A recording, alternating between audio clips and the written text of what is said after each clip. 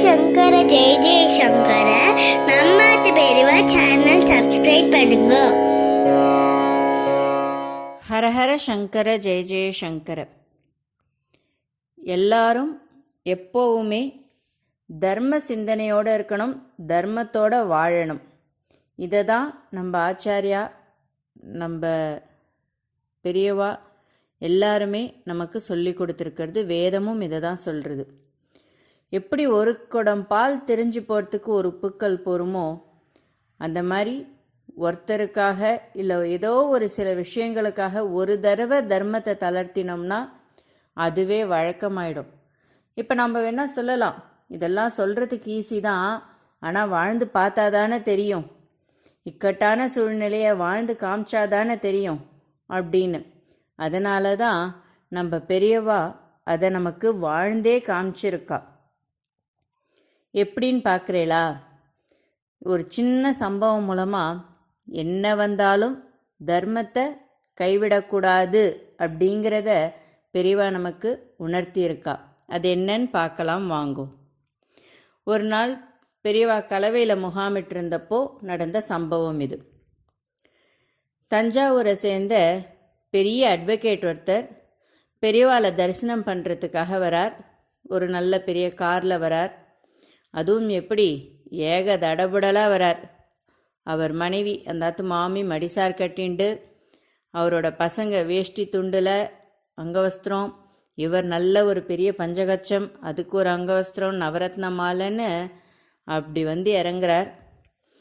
ஒரு பெரிய தட்டில் பழங்கள் நிறைய, புஷ்பம், கல்கண்டு, மாலை, திராட்சை, முந்திரி பருப்பு, தேன் பாட்டல்னு அவ்வளவு தடபுடலாக எல்லாத்தையும் எடுத்துட்டு வரார்.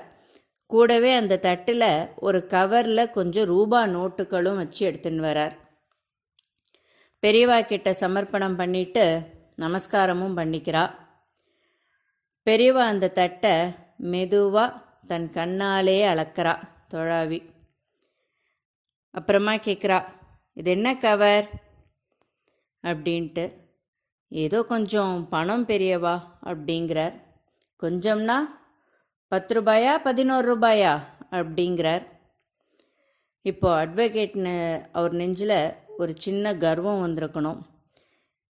தன்னை பற்றி மாவட்டத்திலே பிரபலமான கிரிமினல் லாயர் அப்படின்னு எல்லாரும் சொல்கிறா.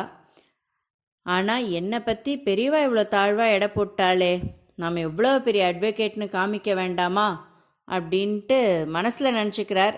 இருந்தாலும் பெரியவா கிட்ட ஒரு பொய்யான பவ்யத்தோட 15,000 ரூபாய் அப்படிங்கிறார். பெரியவா ஒரு சில நிமிஷங்கள் மௌனமாக இருக்கா.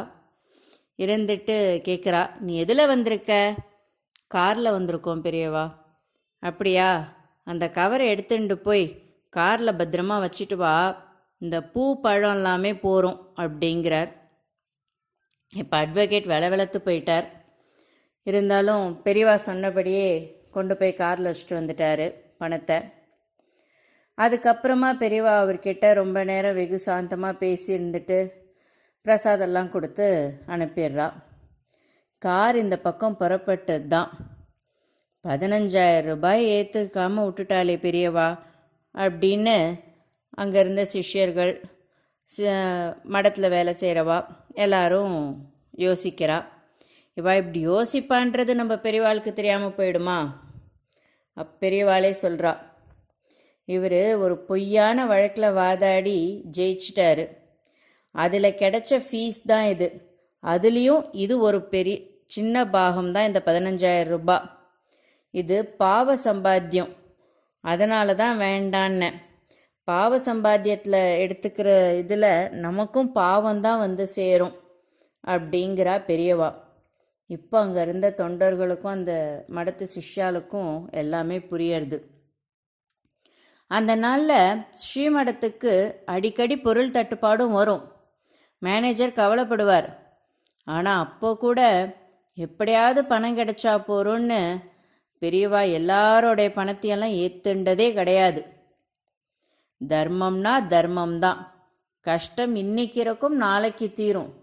ஆனால் அதற்காக தர்மத்தை விட்டுட்டு எந்த விதத்துலேயும் ஒரு பொருளை நாம் சேர்க்கக்கூடாது, தர்ம நெறியை தவறக்கூடாது அப்படிங்கிறதுக்கு பெரியவா ஒரு சின்ன உதாரணமாக நமக்கு இருந்திருக்கா. அதனால் இனிமேல் நாமளும் கஷ்டம் வந்தால் தானே தெரியும், அதில் இருந்தால் தானே தெரியுன்ற இந்த சாக்கு போக்கெல்லாம் சொல்கிறத விட்டுட்டு இன்றைக்கி இருக்கிற காலகட்டத்தில் நாம் தர்மத்தை விடாமல் எப்படி சொல்லியிருக்காளோ அந்த தர்ம நெறியில் வாழ்ந்து காமிக்கிறது தான் நாம் செய்ய வேண்டிய முக்கியமான செயல். இதை எப்பயுமே மனசில் வச்சுண்டு நம்மாத்து குழந்தைகளுக்கும் இன்றைக்கி இருக்கிற காலகட்டத்தில் தர்மத்தோடு வாழுங்க அப்படின்னு அவளுக்கும் சொல்கிறதோடு இல்லாமல் நாம்ளும் அவளுக்கு அதுக்கு வாழ்ந்து காமிக்கணும். எப்படி ஒரு குடம் பால் தெரிஞ்சு போகிறதுக்கு ஒரு உப்புக்கல் போருமோ, ஒருவருக்காக தர்மத்தை தளர்த்தினா அதுவே வழக்கமாயிடும் அப்படின்றா பெரியவா. அதனால் தர்மத்தை விட்டு கொடுக்காம எல்லாரும் அப்படியே இருந்து இந்த லோகக்ஷேமத்துக்காக இருப்போம். ஹரஹர சங்கர ஜெய ஜெய சங்கர. ஸ்ரீ மகா பெரியவா சரணம்.